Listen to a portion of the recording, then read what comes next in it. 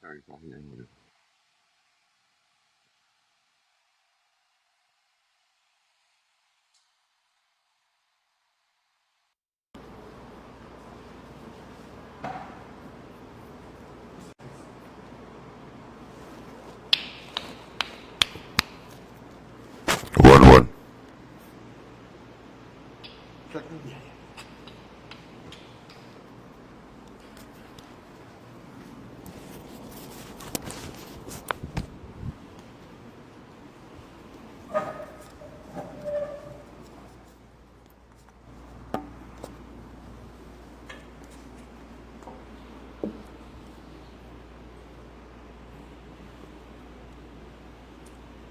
Good morning to the people of our beloved Twin Island Republic State. Good morning to all those who are listening to this live broadcast media briefing this morning being held at the headquarters of the United National Congress, the alternative government of the Republic of Trinidad and Tobago. Today we continue to keep our viewers, our members, and the people of Trinidad and Tobago informed of developments in our Twin Island Republic State. There are, in fact, a few issues that we would like to pay attention to and bring to your notice during this media briefing today. First of all, we want to deal with the UNC as an institution and as an organization with solid and strong, resilient democratic principles. And thereafter, we want to just focus on a few burning issues affecting Trinidad and Tobago as we speak. Among them would be the property tax, borrowings, lack of diversification of our economy, the exposure of the financial sector to the NICON scandal and collapse. And of course, we want to look at the latest scandal in the feeding frenzy at the trough involving another minister of government. Members of the media, the United National Congress stands on very strong and resilient democratic principles. We were born 35 years ago on Tuesday the 30th of April 2024 will mark the 35th anniversary of the founding of this great and glorious institution called the United National Congress. I want to remind Trinidad and Tobago and the hundreds of thousands of our supporters, well-wishers, associates, and friends that it was on the 16th of October 1988, in the slush, in the mud, in the rain, a mandate was given by close to 40,000 citizens to proceed to form the United National Congress, which was born, as I said earlier, on Sunday, April the 30th, 1989. This party came into existence on the blood, sweat, and tears of the masses of people who were seeking a vehicle, an instrument of defense against the oppressors, against the parasitic oligarchy, and against the elite who were exploiting and oppressing our people, making them into hewers of wood and drawers of water.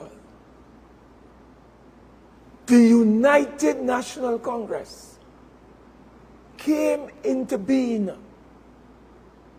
was brought into being by hundreds of thousands of ordinary people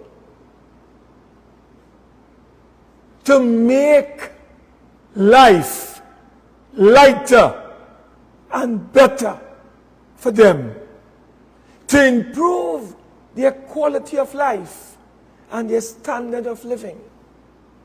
That is what the UNC is. It is not a rich man party. It is not an elitist party. It is a party of the working man and woman in Trinidad and Tobago. So we need to understand, when we talk about the United National Congress, exactly what we are talking about. And today, I want to tell you that the United National Congress stand in the gap between the PNM and the establishment of a full-fledged dictatorship in Trinidad and Tobago. Ladies and gentlemen,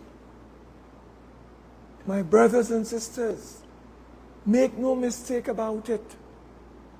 The parasitic oligarchy,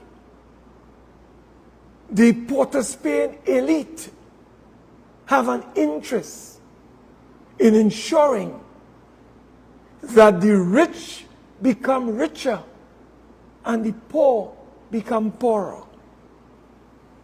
Is it any wonder that their political instrument, their agents in government, called the PNM, have destroyed, subverted, poisoned, undermined all our democratic, independent institutions? Is it any wonder?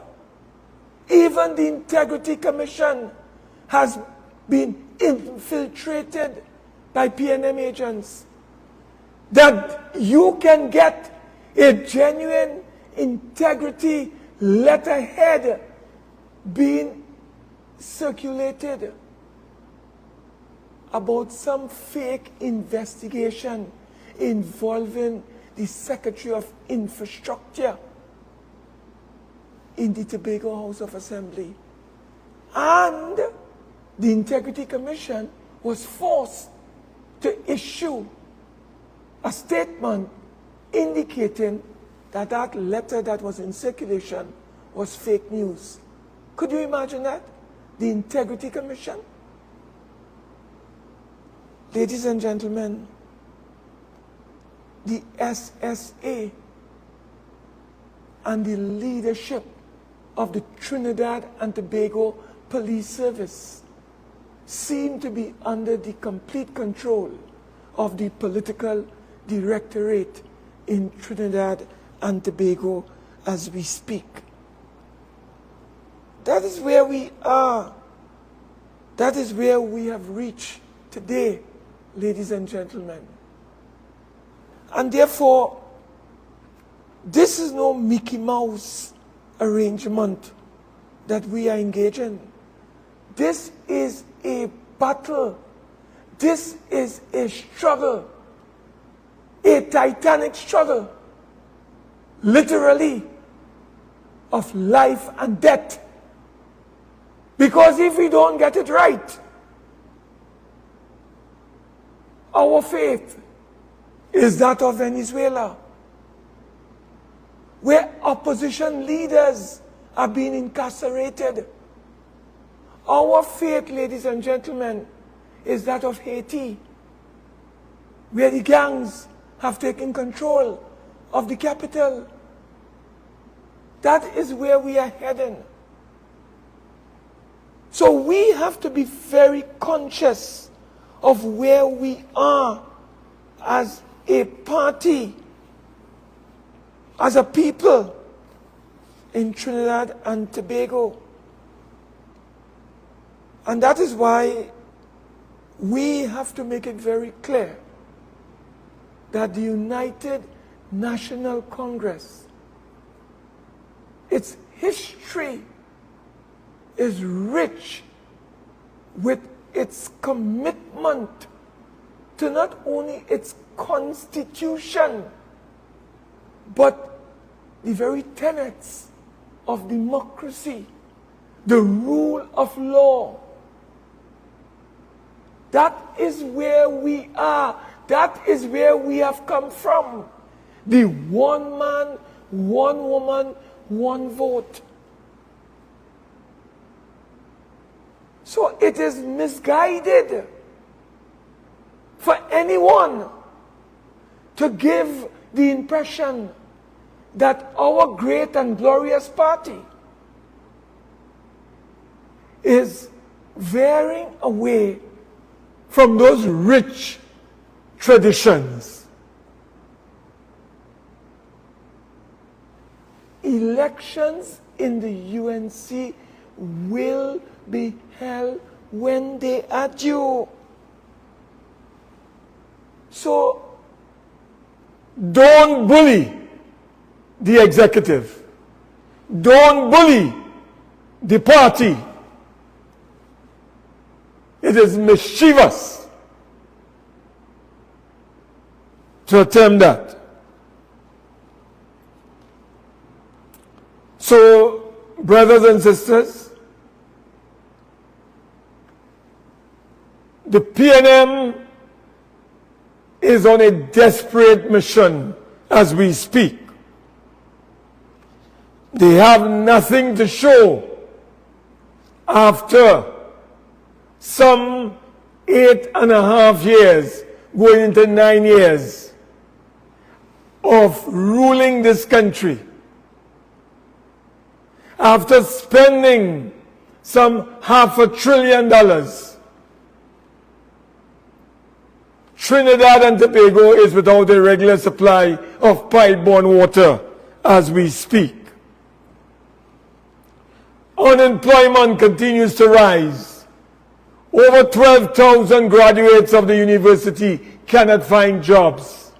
Income inequality and wealth disparity have worsened under this regime.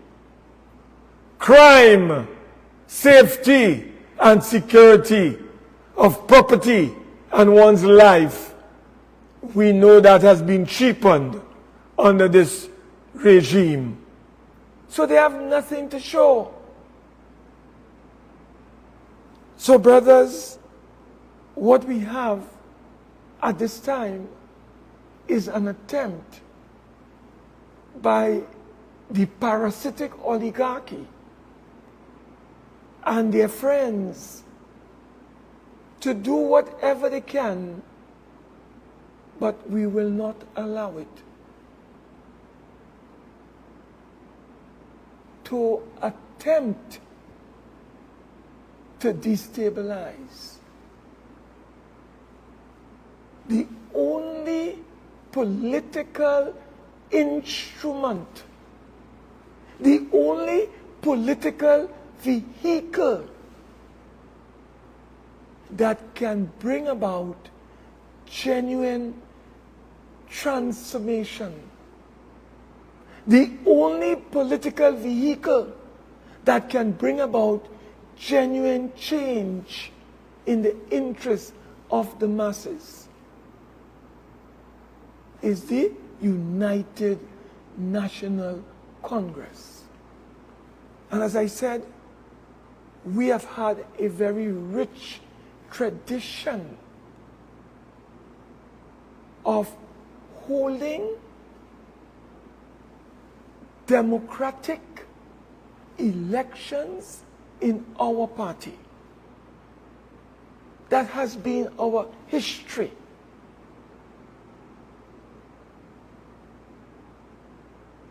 When they are due, they are going to take place. And that is a matter for the national executive of our party and the membership of our party to decide upon. So I think it's important that we make that abundantly clear from the very outset.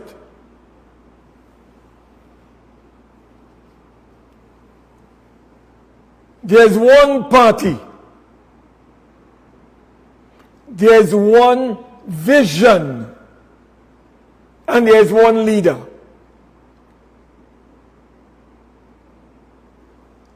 We have one common enemy.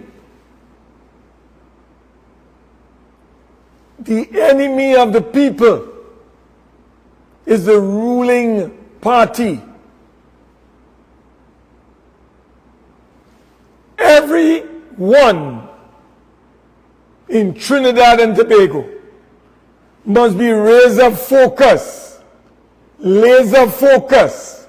on removing this corrupt, incompetent,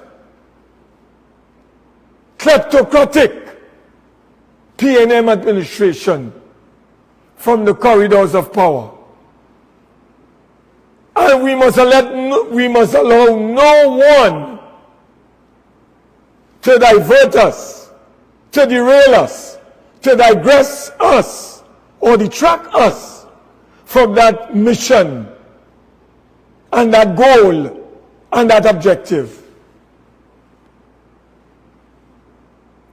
We have to unite as one to achieve our common purpose on behalf of the people of Trinidad and Tobago. Do not attack the masses. Do not attack our supporters. Do not attack the people of Trinidad and Tobago that are dying and are thirsty for change and to remove this criminal enterprise posing as a government in Trinidad and Tobago.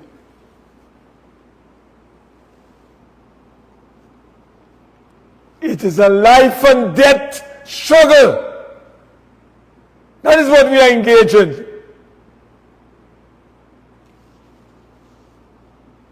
Any mistake can cost us our very lives in Trinidad and Tobago.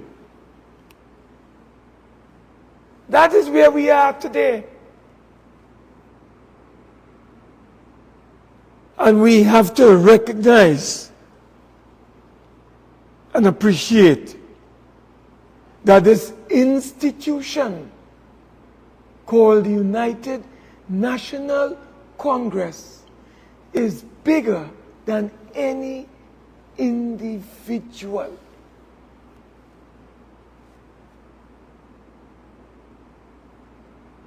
I want to repeat. The United National Congress as an institution founded by the working class and ordinary people of our land is bigger than any individual in Trinidad and Tobago. Is bigger than any individual in our party. Because our mission, our objective, our goal is to improve the democracy, to improve the governance, to improve the quality of life, to improve the standard of living of every man, woman, and child in our land.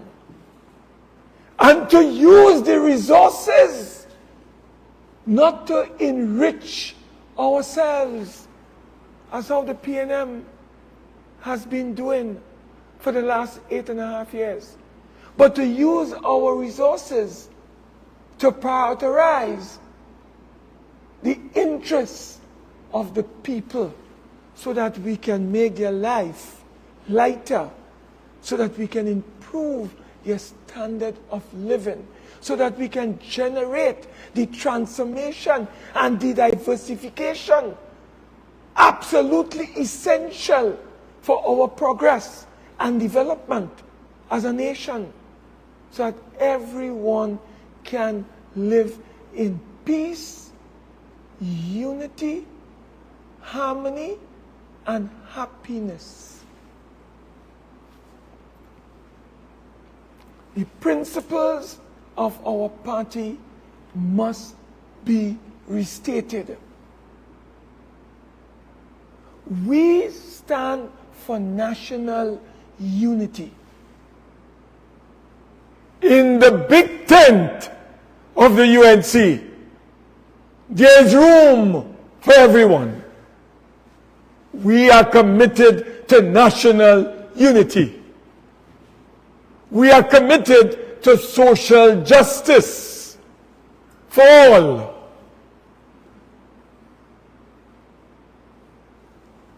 We are committed to equal opportunity for all. And we are committed to genuine freedom for all. We are violently opposed to authoritarianism. We are opposed to fascism. And we are opposed, brothers and sisters, to all tendencies towards dictatorship. And we will fight relentlessly against all those tendencies whenever they rear their ugly heads in Trinidad and Tobago. That is who we are. And that is what we stand for. And that is what we are committed to. And that is where we are heading as we prepare for the next general elections in Trinidad and Tobago. But what have we witnessed, brothers and sisters, over the last few years? We have witnessed a government that has used, that has weaponized the state in order to promote their selfish interests. That is what we have witnessed. So the cabinet has now been transformed into a business club. Everyone is hustling to get a contract or to get some kind of benefit. They are all feeding at the trough. That is what we are getting in return. So Stuart Young has recused himself on over 100 times because of family interest and commitment that comes before the cabinet. So he has to recuse himself. Same with Al-Wari. Even the Prime Minister and the Minister of Finance have had to recuse themselves. Even the Minister of Health have had to do it.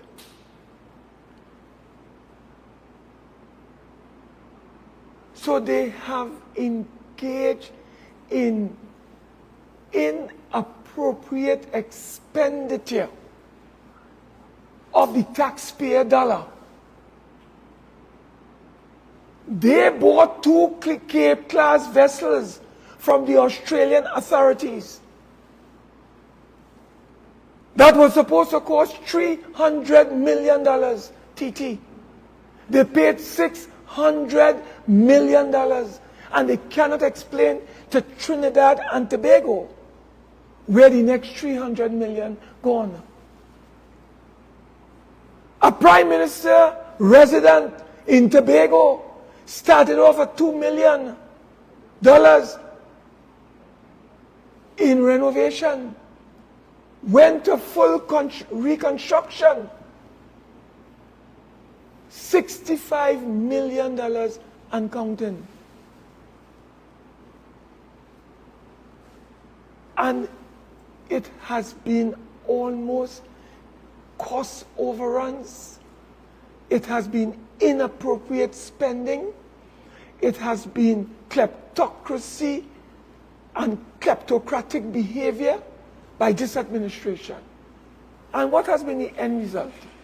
The end result, ladies and gentlemen, is that Trinidad and Tobago is at its worst after 9 years of PNM misrule in this country. So much so that they have had to borrow. They have had to borrow. Would you believe that the PNM has borrowed close to $45 billion with the recent additional $10 billion that they got through approval in the both houses via simple majority? Could you imagine? In less than 9 years, the PNM has borrowed or is about to borrow some $45 billion. It took 14 governments over a 51-year period to borrow $30 billion. The PNM has taken less than 9 years to surpass that by $15 billion. They are now $45 billion. And that doesn't take into account their raids on the Heritage and Stabilization Fund of close to $10 billion over the last 9 years. And what do we have to show for it? You know what we have to show for it? Over 4,000 citizens murdered in the last 8.5 years. You know what we have to show for it? The middle class have shrunk. The cost of living has gone through the roof. They have increased fuel prices. Diesel from $1.50 under the People's Partnership to $3.91 per liter. They have increased on 6 different occasions super unleaded from $2.70 per liter to $6.97 per liter. 6 times. They have removed 7,000 non-vatable products that attracted no VAT. Those 7,000 products are now attracting 12.5% VAT. That is what they have done. So the government has utilized their power over the 9 years that they have been there to make the rich richer and the poor poorer.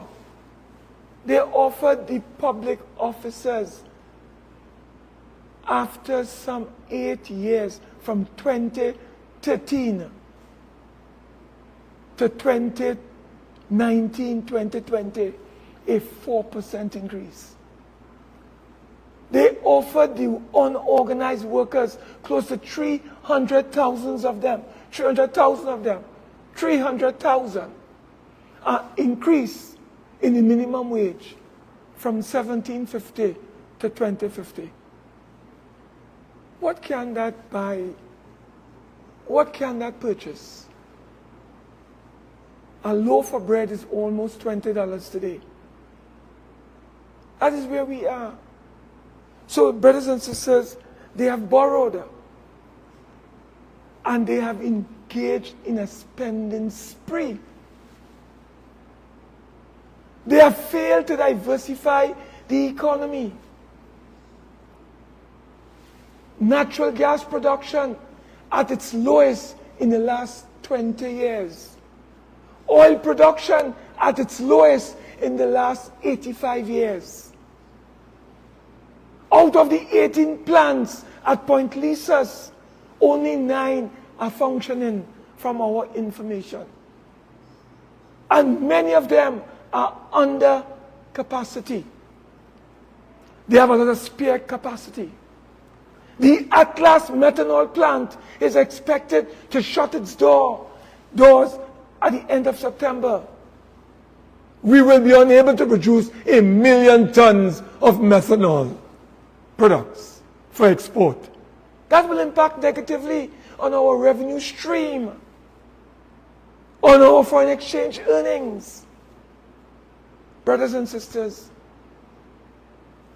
and natural gas production, which stood at 4.2 billion back in 2009, 2010, and when we left in 2015, it was 3.9 billion standard cubic feet of natural gas. Today, we are producing and generating some 2.5 to 2.6 billion standard cubic feet.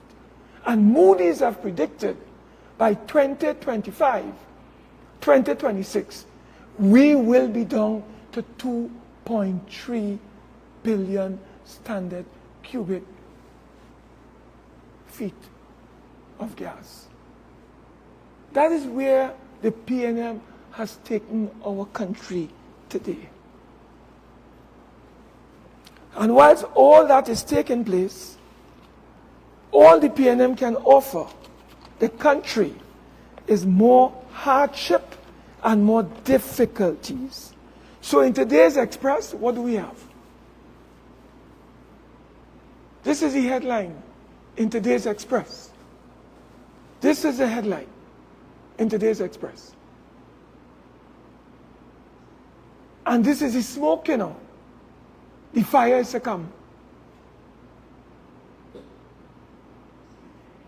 Some 200 managers are to go. And from our research and our intelligence, out of the 5,000 WASA workers, over 2,000 to 2,500 have to go.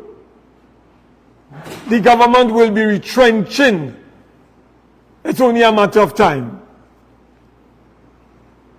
And then remember, electricity rates are to go up. Water rates are to go up. Water rates are to go up. All of these things are pending, my brothers and sisters. And the most atrocious, evil act of this government is to impose the dreaded, draconian property tax on the backs of the residential owners of Trinidad and Tobago. That is where we are heading under this administration. We call it a poverty tax. They are coming for your homes. They are coming for your homes, brothers and sisters. We oppose the property tax. We are consistently in opposition to the property tax. And we have given an undertaking to Trinidad and Tobago that we shall repeal the Property Tax Act. And in the Land and Building Tax Act or Bill of 2011, I want to refer members of the media to clause 45 of that bill. That makes it very clear that we will repeal the property tax in Trinidad and Tobago. Members of the media, I want to bring to your attention a development that came to our attention through the pages of a small news outlet called AZP News. It was sometime early on last week, it came to our attention. And it was reported that a government minister was a major shareholder in a company that had rented its building to Pan Trinbago. It is there for all to read and all to see. In that newspaper story, the Minister of Tourism, Culture and the Arts admitted and confessed that he has an interest in that property at number 55 Don Donald Street in Port of Spain. The president of Pan Trinbago also indicated that Pan Trinbago was also renting from that particular minister or from the company that the minister is a shareholder. What is interesting, members of the media, this minister has followed in the footsteps of Faris Alwari and his family. We have also been informed, and I'll be doing some further research, that a senior cabinet minister wife was recently given a contract in January of this year to power wash several buildings at the Mount Hope Medical Complex, including Building 26, A, B, and C, the amphitheaters. So we are calling on the senior minister to tell Trinidad and Tobago whether a contract has been awarded to his wife to power wash the Mount Hope Medical Complex buildings within that complex. Let's come back to this building at 55 Don Donald Street, Port of Spain. We were told in that article that some organization by the name of LMG, they are property managers, were given the contract to lease that building to tenants and they were the ones collecting the rents. And when the minister was approached, he said he had an interest, but he does not collect rent. And the president of Trinbago said they have paid no rent to the Minister of Tourism, Culture and the Arts. They pay rent to something called LMG. As I said, they are the property managers. Members of the media, I have before me a deed of conveyance in which a vendor by the name of Dr. Bruno Mitchell, I cast no aspersions on Dr. Bruno Mitchell. He sold a property at number 55 Dundonald Street for $6.5 million on the 14th of September 2021. The 14th of September 2021. Now, members of the media, I would like you to pay attention to the fact that this building called Dare Street Limited, D-E-R-E. That's the name of the company. D-E-R-E, Dare Street Limited.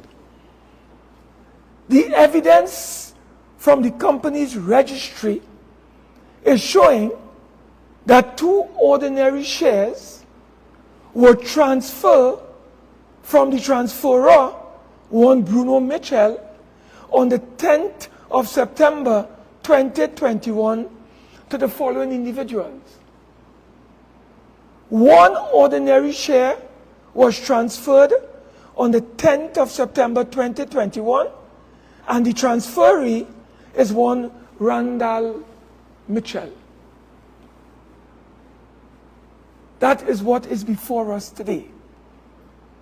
And the 2nd ordinary share was transferred on the 10th of September 2021 to a lady by the name of Jana Mali Koilas. So 2 shares were transferred from one Bruno Mitchell, I cast no aspersions on anyone, to one Randall Mitchell. I don't know if this is the same Randall Mitchell who is the Minister of Tourism, Culture and the Arts. I ask him to stand up and identify whether he is a 50% shareholder in a company called Dairy Street Limited. That is what I would like him, or Dairy Street Limited, we'd like him to identify. Now, all this took place, ladies and gentlemen, from my records here, on the 17th of December 2021. What is of interest is the impeccable timing of this transaction.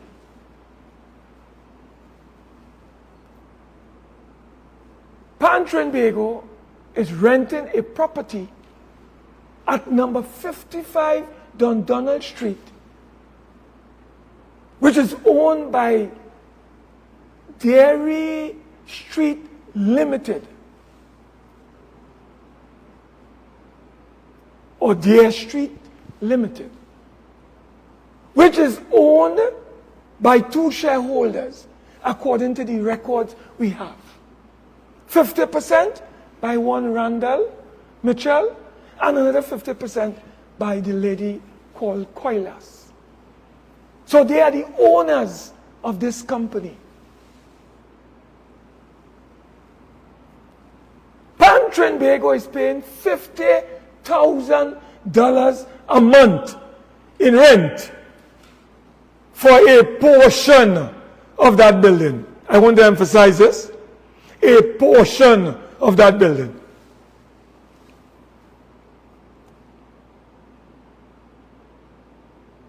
And $20,000 for use of a car park. So in all, we are talking about 50 plus 20 is $70,000 a month. We would like to know who is paying for this rental. Is it the people? Is it the taxpayers? Who is cutting these checks? Is it Pan Trinbago? Or is it the taxpayers of Trinidad and Tobago?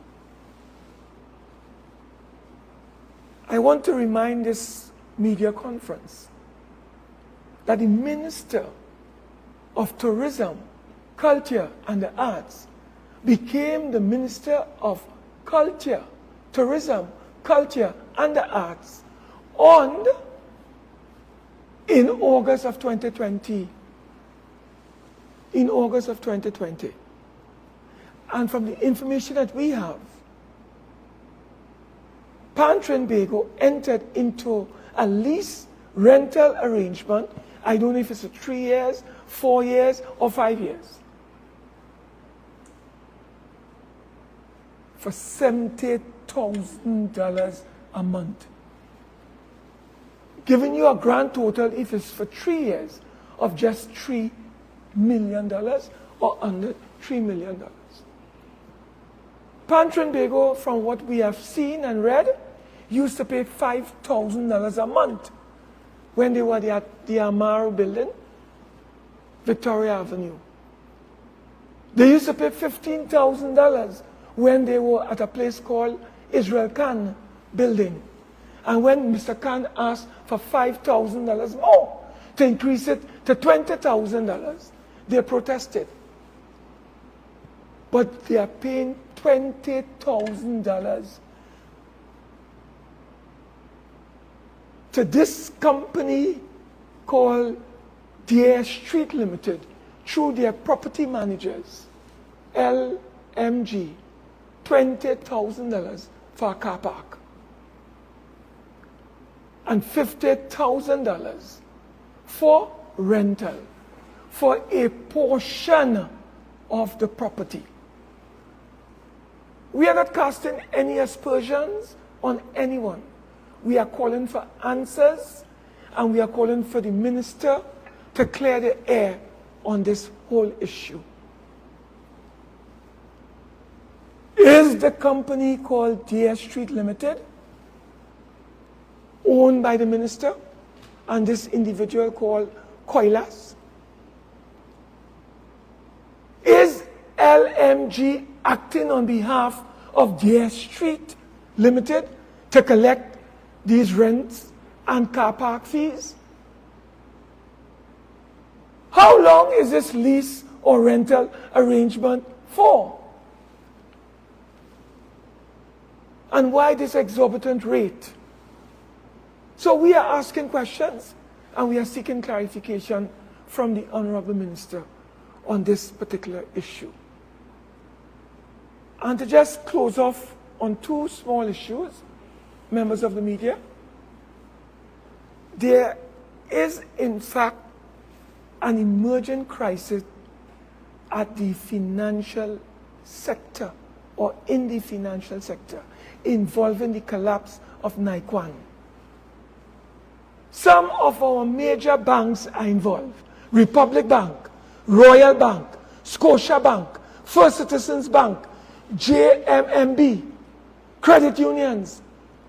We understand it's close to $400 million. We need these banks to clear the air on their exposure to Naikwan collapse. And the last thing I'd like to raise on this matter is this issue of $2.4 million that the court has ordered be paid to a Venezuelan child because of his unlawful detention by the government of Trinidad and Tobago at the heliport at Chagaramas. $2.4 million for the unlawful detention of this child. What are the implications, ladies and gentlemen, of this development? Who is to take the blame for this development in Trinidad and Tobago? The former Minister of National Security was Edmund Dillon.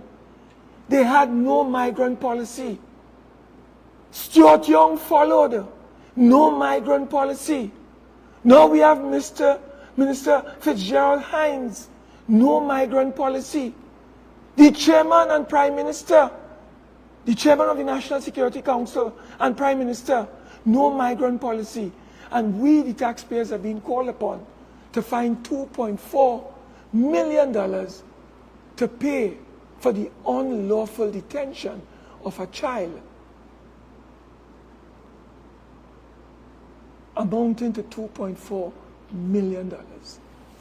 Ladies and gentlemen of the media, these are some of the issues that I wish to draw to your attention this morning as we address some of the burning issues affecting the people of Trinidad and Tobago.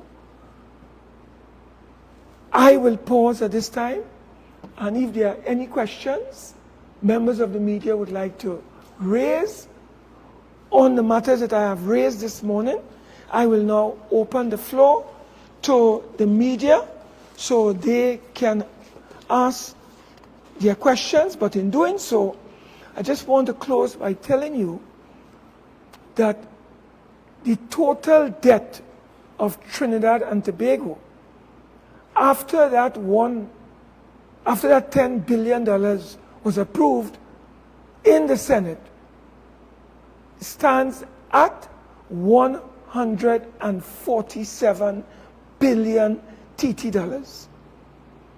147 billion dollars. I just wanted to tell you that. Members of the media, the floor is open to any questions you would like to raise. Good morning, Senator. You made mention of Minister Mitchell and his possible connection to DSG Limited, etc., right? But the other senior minister that you mentioned, another minister. You mentioned another minister with who wife contracted for the Mount Hope Medical Complex. Who are we speaking about? Because you raised some questions, so as the media we want to... We are calling on that senior minister, without calling his name at this time, to indicate to you and to the public whether he has granted through his ministry a contract for power washing buildings at the Mount Hope Medical Complex to his wife. We are doing further research, and that is why I'm not calling his name at this time. But we are calling on him to tell the country if he has done what I have indicated. He knows himself. And that is why we are calling on him to indicate whether his ministry in January of 2024 has awarded a contract to his wife to power wash buildings at the Mount Hope Medical Complex, including Building 26, A, B, C, and D. All right, okay. You started off at the press conference speaking about one party, one mission, but there seems to be an obvious divide at some point, because we had MP for Mayaro just held a press conference last week, a couple of days ago, and garnered a lot of support. There were, let's say, about 100 people there. So it's not just his opinion, and he's actually claiming that there are other members of the party, sitting MPs of the party, that are supporting him. They haven't come out publicly as yet, and there have been a few that have come out publicly. For example, Rodney Charles, etc. So if you're saying there's one party, what happens to these members who are saying something different to what you are saying? One party meaning we have one vision, we have one united national Congress, and we have one leader. Until the NATEX, which is the National Executive, takes a decision consistent with the Constitution to hold internal elections, there is one party. And yes, we have a one-man, one-woman, one-vote system that allows over 100,000 members at the appropriate time to exercise their right of selecting a new executive. That time has not arrived. And all we are saying to everyone, all and sundry, we are a strong and resilient party with strong and democratic values and principles, who adhere to the Constitution of the United National Congress.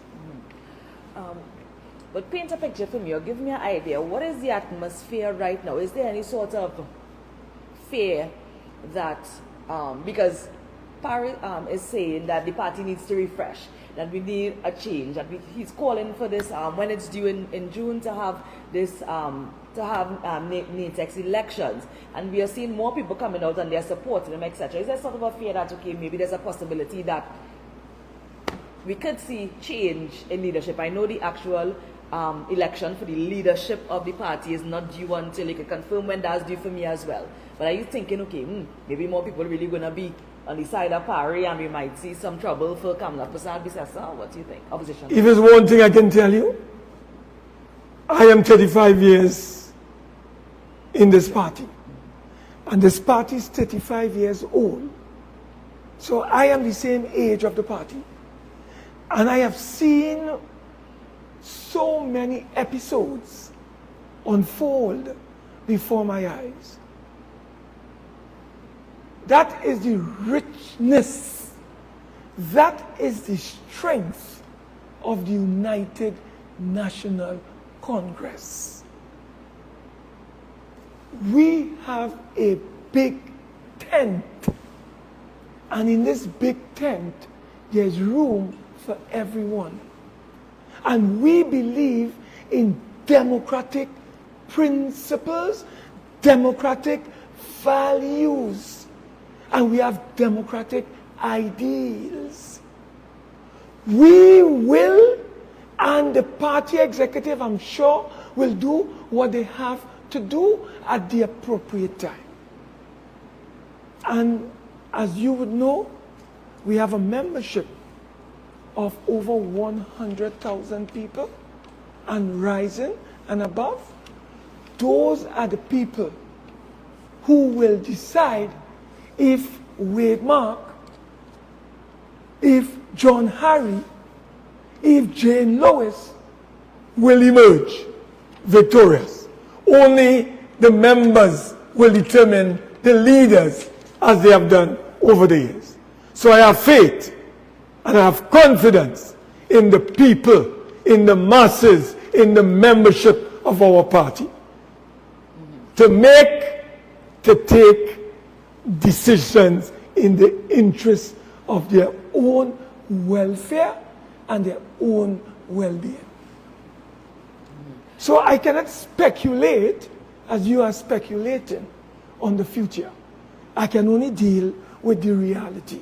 And the reality is that the United National Congress is committed to its democratic principles and values and adhere to its constitution. And anyone who is suggesting otherwise is misguided. That is what I would like to say in response to my good friend. Okay, so you mentioned misguided. What happens to those that are misguided in the party, and as a result of being misguided, as you label it, it's creating there must be some sort of confusion where supporters are concerned. Do you think that this could also affect the general election? Because people are supporting the party, but then they're seeing one person saying, some supporters saying something in the party, other people saying other things in the party. Like that sort of confusion with your supporters, or what's the advice, what's the word to them? We are telling all our supporters, all our members, and the people of Trinidad and Tobago to remain laser focused on the mission, on the goals, and on the objectives of the United National Congress. We are facing what is called a dictatorship led by a prime minister called Keith Christopher Rowley, who is attempting to ride roughshod over our democracy. And we are telling not only our members, not only our supporters, not only our friends and well-wishers, but the people of Trinidad and Tobago, we cannot take an hour more than is necessary of Rowley and his band in the corridors of power.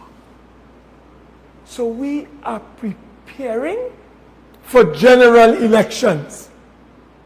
The United National Congress is on the ground, mobilizing, organizing, preparing for any and every eventuality. That is how a party has to organize itself. These things that you have referenced, of course, you take them into consideration. But you have to keep your eyes focused on the big prize. And what is the big prize? The big prize is that the people want to exhale. They want to exhale. And they want general elections. And that is why the honorable political leader of the UNC has indicated April the 11th as the closing date for nominations. Anyone who's interested in fighting elections for the UNC, they have until April the 11th to submit their nomination papers. Because you know why? We are preparing for general elections whenever they are called. So nobody will catch us in a surprising mode. So we are preparing for the immediate, we are preparing for the short, we are preparing for the interim, or the intermediate, and the long. Yeah, just one question. You mentioned we will repeal property tax in Tobago. No, I'm saying that the United National Congress has repeatedly stated on a consistent basis since 2009, for the last 15 years, that we are not only opposed to property tax, but we will repeal the property tax.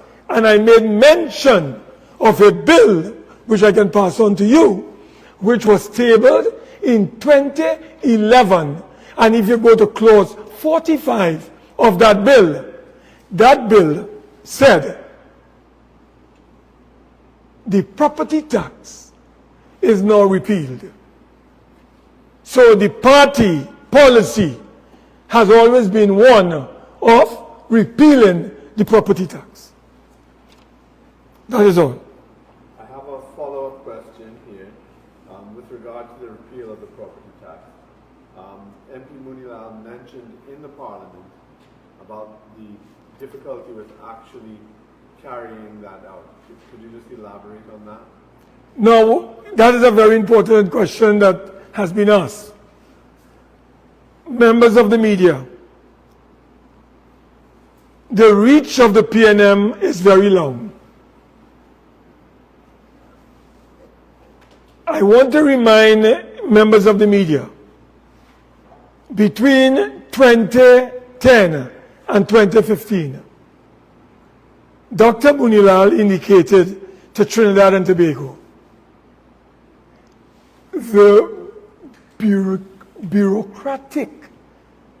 bureaucratic obstacles and hurdles that were put or placed in our pathway by PNM operatives between 2010 and 2015, just to allow us not to repeal the Property Tax Act. That is what happened. The PNM use their, and I know them, you know. I know them by name. I know the divisions that they worked in because I was a former speaker. And they are the ones who advise the legal committee of the cabinet, the subcommittee on legal matters, headed by Prakash Ramada. You cannot repeal the Property Tax Act. And they gave that committee and the members a suite of reasons why they could not repeal the Property Tax Act. It is not to say that we did not want to repeal the Property Tax Act whilst we were there. We brought a bill, which I'll pass on to you, called the Land and Building Tax Bill of 2011. And under clause 45, the last clause stated that the Property Tax Act is hereby repealed. So it was always the policy of the United National Congress and its partners under the People's Partnership to repeal the dreaded and draconian property tax. But the PNM had their operatives.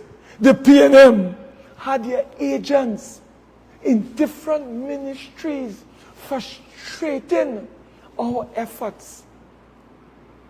That is why we were not able to repeal the Property Tax Act.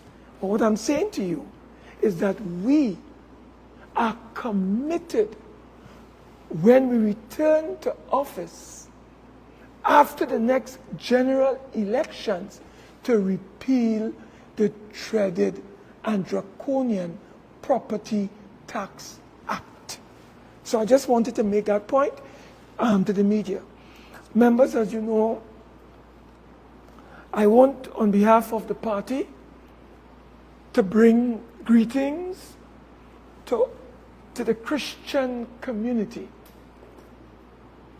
on the occasion of Palm Sunday. We know we are moving into that very important period of Christianity, the crucifixion and the resurrection of Jesus Christ. And Palm Sunday is a very significant occasion for the Christian community.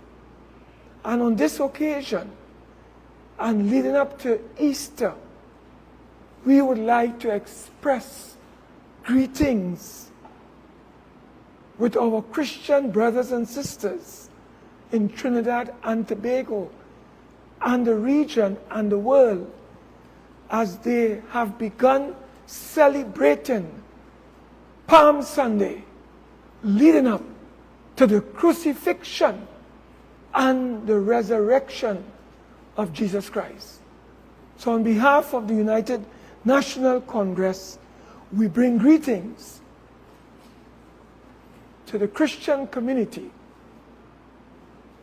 on the beginning of this holy period leading up to the crucifixion and resurrection of Jesus Christ. Member of the media, is there any further question you'd like to raise? Anyone else would like to raise any question? Members of the media, may I indicate we are going to be executing through a debate, vigorously executing and articulating tomorrow in the Senate our position on the dreaded property tax. There is a debate starting at 1:30 on this matter, and our position will be made abundantly clear on that occasion. What I would say in closing, member of the media,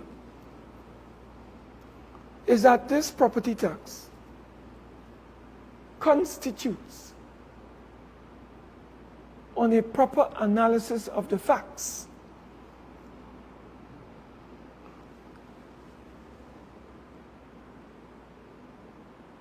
a whole attempt at hoodwinking the population, and the government, either wittingly or unwittingly, is engaging in what can be only described as constructive fraud against the people of the Republic of Trinidad and Tobago. We'll have more to say on that in that debate tomorrow.